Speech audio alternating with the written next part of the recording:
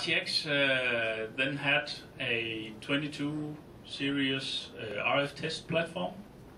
That is, it is test platforms for 2.4 gigahertz, for 5.8 gigahertz, and then for Bluetooth.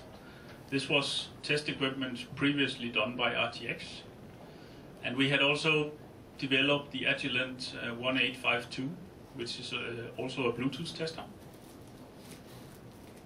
Therefore, we decided to develop the RTX 2011 DECT 6.0 tester, and we did that in April 2008.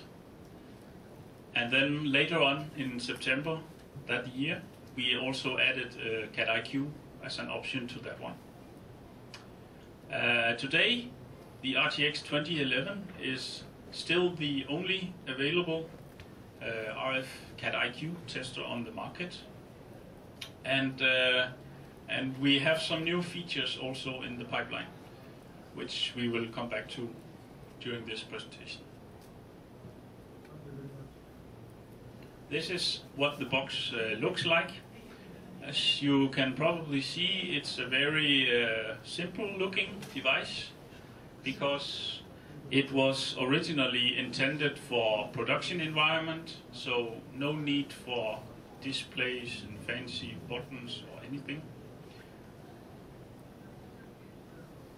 And this is how you use it.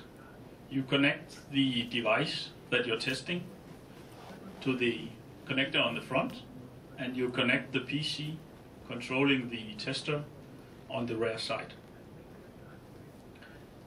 This is an example of testing an IAD, an integrated or Internet Access Device.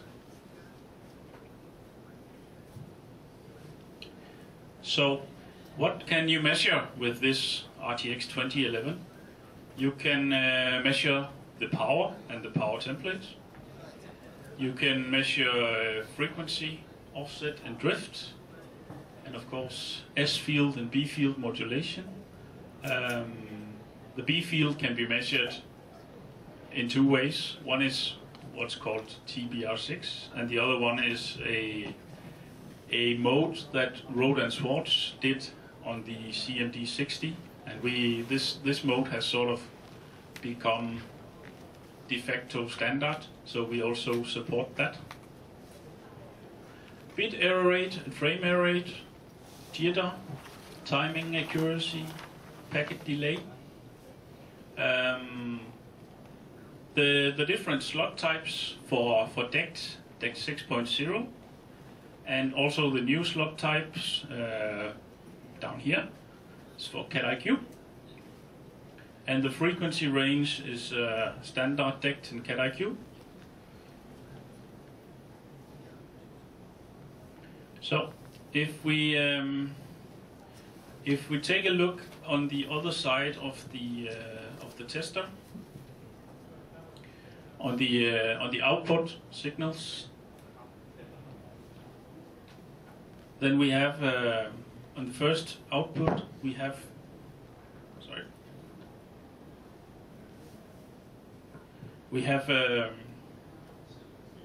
the time slot. What you can see on the picture is, I'll try to point up here. This is the power envelope from the device that we're testing. This first burst here is from the device that we are testing, so TX transmit from the device, and the next here is the TX from the test equipment. And you can see here that the TX burst occurs in the third slot, so to say.